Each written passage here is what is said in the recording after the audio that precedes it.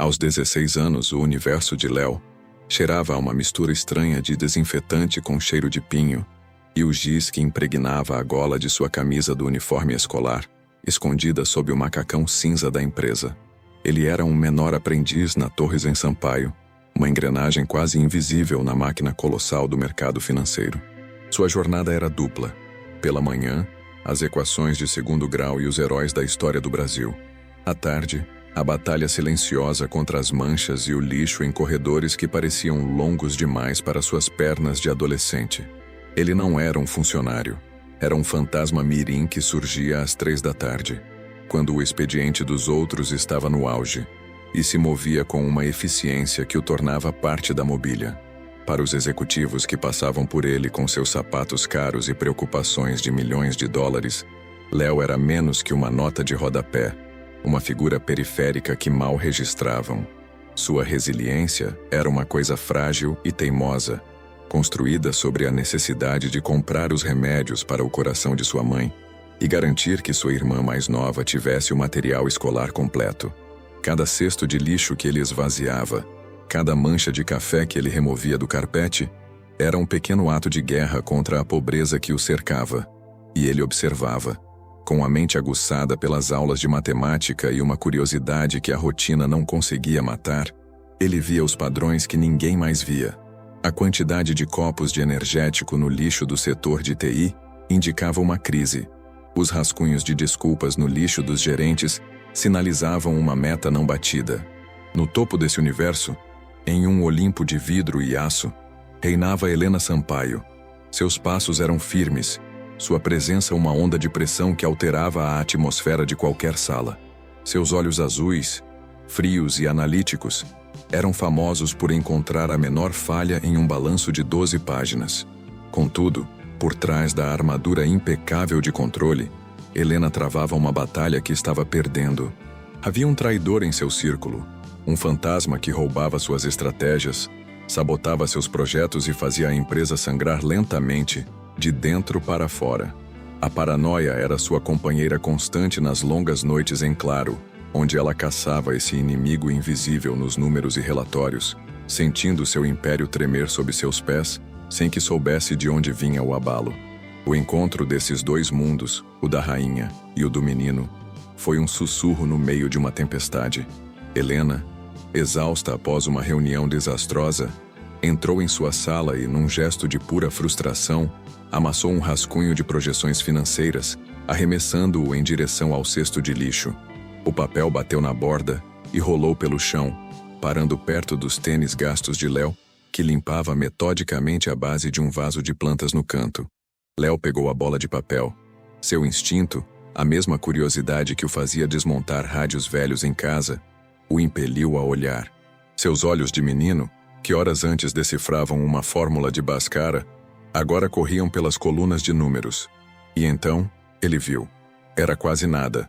Um erro de digitação, talvez, mas que criava uma falha no padrão rítmico das despesas operacionais. Um soluço na música dos números. Com o coração batendo mais forte do que quando era chamado ao quadro pelo professor, ele se aproximou da mesa de Helena. Ela estava de costas, olhando para a cidade através da parede de vidro. "Com licença, senhora." Shelley começou, a voz quase inaudível ainda com os tons de um menino. Ela se virou, o olhar impaciente e distante, e viu apenas uma criança em um uniforme de limpeza, uma peça fora do lugar em seu mundo de adultos. Antes que ele pudesse continuar, ela cortou o ar com um gesto de mão. "Pode deixar aí, menino. É só lixo, não se preocupe." A palavra menino, dita sem maldade, apenas com a força do hábito de uma adulta se dirigindo a alguém tão jovem, foi como um muro. Léo sentiu o rosto queimar. Ele colocou o papel no cesto de lixo junto com sua descoberta.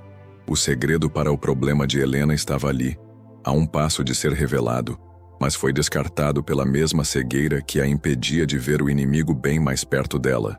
A palavra menino, dita com a displicência de quem afasta uma mosca, ecoou na cabeça de Léo pelo resto da tarde. Não foi o tom, mas a facilidade com que sua existência inteira foi reduzida à sua idade, à sua aparência. Ele sentiu o rosto queimar de vergonha, mas por baixo da vergonha, uma brasa de teimosia se acendeu. Eles viam um menino, um aprendiz. Não viam a mente que devorava livros de ciência, o cérebro que encontrava paz na lógica absoluta dos números. Naquela noite, em seu pequeno quarto, com a luz do abajur iluminando seus cadernos de escola, ele não conseguiu se concentrar na lição de casa. A imagem daquele papel amassado, daquela equação corporativa errada, o assombrava. Desistir não era uma opção. No dia seguinte, ele executou seu plano. Era um plano de menino. Ele não ousaria abordar um gerente. Em vez disso, durante sua ronda, ele acidentalmente deixou cair o conteúdo de um cesto de lixo perto da baia de Bruno, o mesmo analista financeiro que uma vez lhe oferecera um bombom. Enquanto juntava os papéis com uma pressa fingida, ele deixou o relatório amassado de Helena, agora cuidadosamente alisado, por último, bem visível sobre uma outra folha. A pequena anomalia numérica estava exposta. E foi o suficiente. Bruno, com seu olhar treinado, notou o papel estranho, o pegou, e sua curiosidade fez o resto. A correção subiu pela hierarquia como um foguete silencioso. O erro, que teria desviado uma verba crucial, foi estancado. Helena, ao receber a notícia de que um desastre fora evitado por uma revisão de última hora da equipe júnior, sentiu um alívio momentâneo. Ela elogiou o diretor financeiro, Vitor, por ter finalmente colocado seus rapazes para trabalhar com atenção. Para ela, foi um sinal de que sua pressão estava surtindo efeito. A ideia de que a fonte daquela salvação fosse um menino que ela dispensou no dia anterior era tão impossível que nem sequer existia no campo das probabilidades. Semanas depois, enquanto limpava os vidros da cafeteria da empresa, Léo ouviu 2 executivos do setor de marketing discutindo em uma mesa próxima. Falavam com frustração sobre a campanha de um novo refrigerante voltado para o público jovem. Os grupos de foco odiaram o nome. Eletrofizz. Eles disseram que soa como algo que seus pais achariam legal. Reclamou um. Léo quase sorriu. Ele e seus amigos da escola eram o público-alvo. Ele sabia o que eles gostavam, as gírias que usavam, os memes que compartilhavam. Eletrofizz era um nome fadado ao fracasso. Mais tarde, usando um dos computadores de acesso público na biblioteca da empresa, um lugar que os executivos raramente frequentavam, ele abriu um e-mail anônimo. Com o coração martelando, ele enviou uma mensagem para a caixa de sugestões geral do marketing. O texto era simples, quase infantil em sua honestidade. Ninguém da minha idade vai beber algo chamado Eletrofizz. Sou a tiozão. Nomes que a galera curte agora são tipo Caos ou Reset ou 0G. Só uma ideia. Ele assinou como um fã de refri.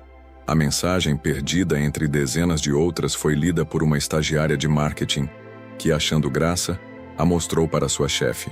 A chefe, desesperada por uma solução, decidiu testar os nomes em uma nova pesquisa relâmpago. O resultado foi avassalador. 0G teve uma aceitação quase 3 vezes maior que qualquer outra opção. A campanha foi rebatizada, e o lançamento foi um sucesso estrondoso, revertendo as projeções negativas. Helena ficou impressionada. Outra vitória vinda do nada. Outro problema complexo resolvido por uma solução simples e anônima. Desta vez, a curiosidade dela foi aguçada. Ela começou a sentir que havia algo mais do que sorte acontecendo. Era como se um anjo da guarda estivesse percorrendo os corredores, consertando as coisas. Em sua mente, esse anjo usava um terno e gravata e provavelmente estava planejando uma jogada para tomar seu lugar. A possibilidade de que ele usasse um macacão de limpeza e tivesse lição de casa para fazer era pura fantasia. Mas a sorte invisível de Léo começou a atrair o tipo errado de atenção. Ricardo, o supervisor de limpeza, um homem azedo que via o mundo através de lentes de ressentimento, não gostava do menino. Não gostava de seu silêncio, de seus olhos curiosos que pareciam registrar tudo. Para Ricardo, um aprendiz devia ser submisso e um pouco estúpido. Léo não era nenhuma das duas coisas. A suspeita de Ricardo se tornou uma obsessão quando o gerente de segurança, respondendo a uma pergunta vaga de Helena sobre atividades incomuns, mencionou: "Não há nada, exceto aquele seu menor aprendiz. O garoto é quieto, mas parece estar em todo lugar. Estranho." Ricardo interpretou a informação como uma confirmação de suas piores suspeitas. Ele começou a assediar Léo de forma sistemática. Dava-lhe as tarefas mais pesadas, como carregar sacos de lixo que eram quase do seu tamanho. Cronometrava seu trabalho. Humilhava-o na frente dos outros. "Está sonhando acordado de novo, moleque?", dizia ele em voz alta. "Acha que a vida é fácil? Seu trabalho é esfregar o chão, não ficar pensando na morte da bezerra. Anda mais rápido." Uma tarde, ele encurralou Léo no almoxarifado, o cheiro de produtos químicos forte no ar. "Eu sei o que você está fazendo", disse Ricardo, sua voz um rosnado baixo. "Sempre com esses seus olhos de peixe morto, olhando o que não é da sua conta. Você não me engana. Você é um menino atrevido que não conhece o seu lugar. Continue assim e eu mesmo vou te ensinar uma lição que você não vai esquecer." Léo sentiu um nó de medo em seu estômago. Ele era apenas um menino. Aquele homem era um adulto, com poder sobre seu emprego, sobre o sustento de sua mãe. Pela primeira vez, o talento que parecia ser um dom começou a se sentir como uma maldição perigosa. A calmaria precária se desfez como um castelo de areia na maré. O verdadeiro inimigo, percebendo que seus ataques sutis estavam sendo, de alguma forma, milagrosamente contornados, decidiu pela aniquilação. O golpe foi uma obra-prima da maldade digital, uma bomba lógica, um parasita de código plantado nas artérias do sistema financeiro da empresa. Silencioso, invisível e letal, ele estava programado para detonar na sexta-feira, pontualmente às 5 da tarde. Em um único instante, no fechar do mercado, o coração da Torres em Sampaio seria transformado em pó digital, corrompendo dados, zerando contas e semeando o caos absoluto. A sangria se tornaria uma guilhotina. Os sintomas começaram como febres intermitentes, pequenas falhas, atrasos inexplicáveis, dados que piscavam e sumiam. A equipe de TI, um batalhão de mentes brilhantes, estava de joelhos. Eles sentiam a infecção, mas não encontravam o vírus. Era uma caça a um fantasma em um labirinto de dados. A pressão sobre Helena tornou-se quase física, uma dor constante atrás dos olhos. As noites em claro se fundiram em um borrão de cafeína e desespero. O conselho de administração a assediava com ligações. Cada relatório de sua equipe de cibersegurança era uma confissão de fracasso. E a cada hora que passava, um pedaço de sua armadura de controle se esfarelava, revelando a mulher apavorada por baixo. Enquanto a empresa caminhava para o abismo, em um microcosmo de crueldade, a guerra de Ricardo contra Léo atingia seu ponto de ebulição. A existência de um menino que não se curvava, que pensava por si mesmo, era uma afronta pessoal à sua autoridade medíocre. Ele decidiu que era hora de esmagar o moleque sabichão de uma vez por todas. Sabendo que Léo, por ser aprendiz, tinha um horário rigoroso e uma rota fixa que incluía a limpeza externa da sala dos servidores principais, Ricardo elaborou seu plano. Minutos antes de Léo chegar, ele entrou na sala fria e barulhenta. O zumbido das máquinas um eco de sua própria malícia. Com um movimento rápido e deliberado, ele desconectou um cabo de dados de um terminal secundário, mais crítico. Não era o bastante para derrubar o sistema, mas o suficiente para soar todos os alarmes e criar um rastro. Ele saiu e, pouco depois, Léo chegou com seu carrinho para limpar o corredor. Quando os alarmes soaram, estridentes e apavorantes, Ricardo foi o primeiro a se apresentar à segurança. "Foi o menino", disse ele, a voz carregada de uma falsa e grave preocupação. "Eu o vi saindo do corredor dos servidores agora mesmo. Sempre disse que ele era um enxerido, um risco. Um menino não devia ter acesso a uma área dessas." A acusação vinda de um supervisor foi levada a sério. Para a equipe de TI e segurança, fazia um sentido perverso. Eles procuravam um sabotador, e um garoto curioso e descuidado poderia facilmente ter causado o dano. Léo foi arrancado de sua rotina por 2 seguranças e levado a uma sala de reuniões fria. Ele tentou se explicar, a voz falhando. Mas como um menino de 16 anos poderia argumentar contra um supervisor adulto? As evidências circunstanciais eram esmagadoras. Ele estava lá. Algo quebrou. A demissão sumária por justa causa, com uma anotação que mancharia seu futuro, era a conclusão óbvia. A notícia chegou à mesa de Helena como mais um incêndio para apagar. Menor aprendiz, 16 anos, acusado de danificar equipamento no data center. Sua primeira reação foi de fastio. Outro problema. Outra irresponsabilidade. Mas então, algo clicou. Um menino. A palavra ecoou, conectando-se a outra lembrança. O e-mail anônimo sobre o refrigerante. Sou a tiozão. A caligrafia quase infantil que um analista mencionou ter visto em uma nota meses atrás. Eram sussurros, migalhas de pão que ela havia ignorado. Movida por um impulso que nem ela compreendia, ela fez algo que nenhum CEO faria. Ela pediu os registros de acesso e as rotas de limpeza de Léo dos últimos 3 meses, e os cruzou com as datas dos milagres anônimos. O padrão que emergiu na tela a fez prender a respiração. O menino estava sempre lá. A correlação era estatisticamente impossível. E agora, no auge da maior crise da história da empresa, esse mesmo menino estava sendo acusado de sabotagem.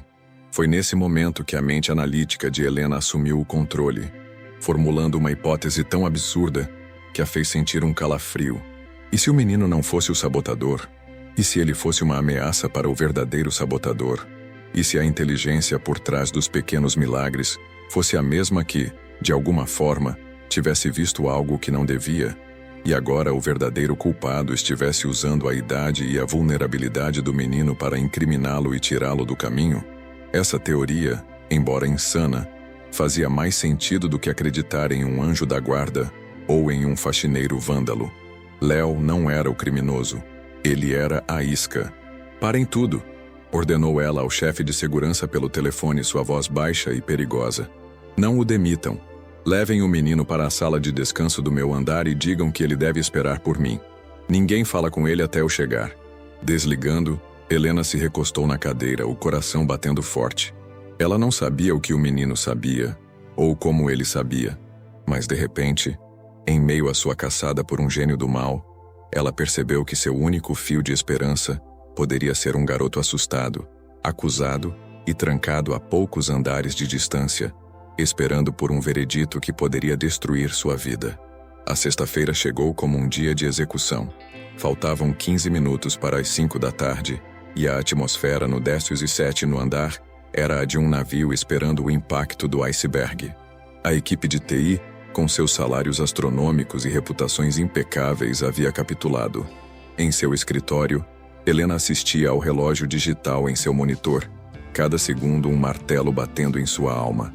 Sua investigação relâmpago provara o que sua intuição gritara. As filmagens de segurança mostravam claramente Ricardo entrando e saindo da sala dos servidores sozinho, minutos antes do alarme. Léo era inocente da sabotagem, mas essa pequena vitória era inútil. Saber que o menino era inocente não pararia a bomba lógica que estava prestes a explodir o coração de sua empresa. Desesperada, ela se levantou. A lógica havia falhado. Seus especialistas haviam falhado. Só lhe restava a mais insana das hipóteses. Ela caminhou com passos decididos até a sala de descanso onde Léo estava detido, um garoto assustado esperando por seu destino. Ela entrou na sala e dispensou o segurança com um aceno. Léo se encolheu na cadeira, esperando o golpe final. Helena o olhou e, pela primeira vez, ela realmente o viu. A magreza de um adolescente, o medo em seus olhos grandes e inteligentes, a forma como suas mãos estavam torcidas em seu colo. Léo, disse ela, a voz tensa. Eu vi as filmagens. Eu sei que não foi você que mexeu no cabo. Um alívio visível passou pelo rosto do menino, mas foi fugaz. Mas isso não importa agora, continuou Helena, aproximando-se. Em menos de 10 minutos tudo isso aqui vai acabar. Eu preciso saber de uma coisa e preciso que você seja honesto. O e-mail sobre o refrigerante, a nota sobre o relatório financeiro. Foi você? Os olhos de Léo se arregalaram. Ele não sabia como ela podia saber. Assustado, ele apenas conseguiu assentir com a cabeça, um movimento mínimo. Foi o suficiente. A aposta mais louca de sua vida estava confirmada. Levante-se, disse ela, a voz agora carregada de uma urgência febril. Você vem comigo. O momento em que Helena Sampaio entrou na sala de guerra de TI, seguida por um menino apavorado em um macacão de limpeza, foi tão chocante que silenciou o ambiente de desespero.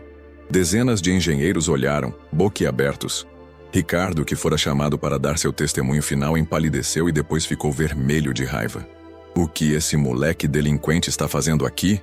Ele gritou a voz estridente. Enlouqueceu?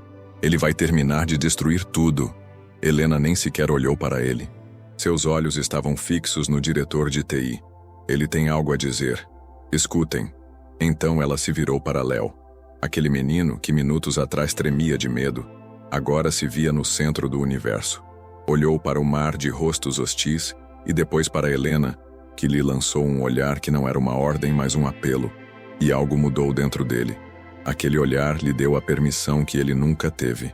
Ele se aproximou do monitor principal, a fonte de todo o pânico. O problema não é o que vocês estão vendo, disse ele, a voz ainda de um garoto, mas cortando o ar com uma clareza impressionante. É o que vocês não estão vendo. Ele apontou para o fluxo de dados. O código não está no sistema. Ele se esconde no tempo, no atraso da rede. É como mágica, ele só aparece quando ninguém está olhando. O sabotador criou um padrão de atraso, uma sequência de microsegundos. É uma assinatura. O vírus se monta com pedaços que viajam nesse atraso, faz o estrago e se desmonta antes que qualquer antivírus possa vê-lo inteiro. Vocês estão caçando um fantasma que só existe nos espaços entre os segundos. A explicação, tão brilhante e tão bizarra, vinda de um adolescente, deixou a sala em um silêncio estupefato. Era a teoria de um gênio, ou o delírio de uma criança. O diretor de TI olhou para Helena, incrédulo. Isso é... começou ele. Teste, ordenou Helena, a voz inflexível. Teste a teoria dele. Agora. Faltavam 5 minutos. Motivados pelo comando da CEO e pela lógica insana da ideia, a equipe começou a trabalhar freneticamente. Léo, agora no centro de um círculo de especialistas, guiava-os. Procurem por uma latência específica, um padrão que se repete. É a assinatura dele. Um engenheiro digitou furiosamente. E então, na tela, o impossível aconteceu. O padrão apareceu. Os pacotes fantasmas foram isolados. O código da bomba, remontado a partir do nada, estava ali, exposto. 2 minutos, gritou alguém. Uma corrida desesperada contra o tempo começou. E então, com o relógio marcando 16:59, 58, eles conseguiram. Um script de neutralização foi executado. O sistema se estabilizou. O relógio bateu 5 horas e nada aconteceu. Um suspiro coletivo, seguido de uma explosão de vivas e aplausos, encheu a sala. Em meio à euforia, Helena caminhava lentamente em direção a Léo, que parecia subitamente menor. Um menino novamente engolido pela enormidade do que acabara de fazer. A mente de Helena lutava para compreender. Seu plano era usar o menino como uma pista para encontrar o verdadeiro sabotador. Ela nunca, em seus sonhos mais loucos, imaginou que o menino era a solução. A genialidade que ela procurava em seus executivos, a genialidade que valia milhões, estava ali, na sua frente, vestindo um uniforme de 50 e ganhando um salário de aprendiz. A vergonha a atingiu com a força de um soco. A vergonha de sua arrogância, de sua cegueira, de sua incapacidade de ver o valor que não vinha embalado em um diploma de grife. Ela parou na frente dele e o mundo pareceu desaparecer. Sua voz, quando saiu, era um sussurro quebrado. Meu Deus, menino, o que foi que eu quase fiz com você? Ela olhou para o rosto assustado e brilhante, e o remorso a rasgou por dentro. Me perdoe. As 2 palavras, carregadas de um arrependimento profundo e sincero, ecoaram mais alto que qualquer celebração. Um pedido de perdão não apenas pelo erro de julgamento, mas pela falha de um mundo inteiro que só vê o que espera ver. O pedido de perdão de Helena, tão cru e público, pairou no ar, e naquele instante, a hierarquia da Torre Zen Sampaio se dissolveu. A primeira ação da CEO redimida foi de uma clareza glacial. Seus olhos se moveram de Léo para a figura patética de Ricardo, encolhido perto da porta. Segurança. Sua voz soou, não mais frágil, mas com a força de uma convicção renovada. Removam o Sr. Ricardo do prédio. Ele está demitido por sabotagem, falso testemunho e, acima de tudo, por tentar destruir o futuro de um menino cujo valor é infinitamente maior que qualquer equipamento que temos aqui.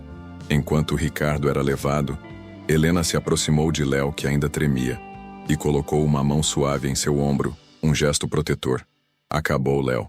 Vamos cuidar de você. No dia seguinte, Léo não foi chamado ao escritório de Helena como um aprendiz, mas como um convidado de honra, e ele não foi sozinho. Helena havia enviado um carro para buscar sua mãe, que, confusa e orgulhosa, sentou-se ao lado do filho na sala da mulher mais poderosa da cidade. Sobre a mesa, novamente, estavam duas opções, mas agora a oferta era ainda mais profunda. De um lado, um contrato que estabelecia um fundo fiduciário em nome de Léo, uma quantia que não apenas resolveria os problemas de sua família para sempre, mas garantiria gerações de conforto. Do outro, um envelope. Léo, começou Helena dirigindo-se a ele e a sua mãe. Nenhuma quantia em dinheiro pode pagar o que você fez. Aquele fundo é seu incondicionalmente como um pedido de desculpas e uma recompensa. Mas eu quero te oferecer algo a mais.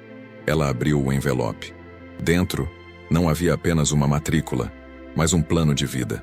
Eu criei uma nova divisão na empresa, a divisão de análise de padrões e inovação. Quero que você seja o primeiro membro dela. Vou financiar seus estudos na melhor universidade que você escolher, no Brasil ou no exterior. Você terá tutores, mentores e trabalhará comigo diretamente. O dinheiro no fundo te dá segurança. Este envelope, disse ela, a voz embargada, te dá as ferramentas para mudar o mundo. A escolha, como sempre, é sua. Léo olhou para sua mãe, cujos olhos estavam cheios de lágrimas de um tipo que ele nunca tinha visto antes. Lágrimas de alegria. Ele então se virou para Helena, o menino dando lugar ao homem que ele estava destinado a ser. Obrigado pelo dinheiro, dona Helena. Ele vai dar paz para minha mãe. Mas para mim, eu quero as ferramentas. Não. Os anos que se seguiram foram a prova viva daquela escolha. Léo não apenas floresceu, ele explodiu em um firmamento de brilhantismo. Aos 19 anos, enquanto cursava engenharia de software como o melhor aluno de sua turma, ele já era a arma secreta de Helena. Suas análises preditivas e sua capacidade de ver o que ninguém via salvaram a empresa de crises e a levaram a oportunidades de mercado que os concorrentes nem sonhavam existir. Ele não era mais o menino do almoxarifado. Era o prodígio da torre, uma lenda sussurrada nos corredores. E Helena se tornou mais do que uma CEO. Ela se tornou uma guardiã de talentos. Inspirada por Léo, ela criou um programa de bolsas e mentoria para jovens de baixa renda, garimpando diamantes brutos nas escolas públicas da cidade, determinada a nunca mais deixar um gênio ser limitado por seu CEP. Ela aprendeu a lição mais importante de sua vida. O maior risco de um negócio não é financeiro, é a cegueira para o potencial humano. Em uma tarde quente de verão, 3 anos após o dia que mudou tudo, Helena e Léo estavam na varanda do escritório dela, observando a cidade se estender abaixo. Léo, agora um jovem confiante de 19 anos, mostrava a ela em um tablet um algoritmo complexo que ele havia desenvolvido. Isso não vai apenas prever as tendências do mercado, Helena, dizia ele, agora a tratando pelo primeiro nome. Isso vai prever a necessidade humana por trás da tendência. Helena sorria, não com o orgulho de uma chefe, mas com a admiração de uma mentora que vê seu aluno superar todas as expectativas. Você não salvou apenas a minha empresa naquele dia, Léo, disse ela, olhando para o horizonte.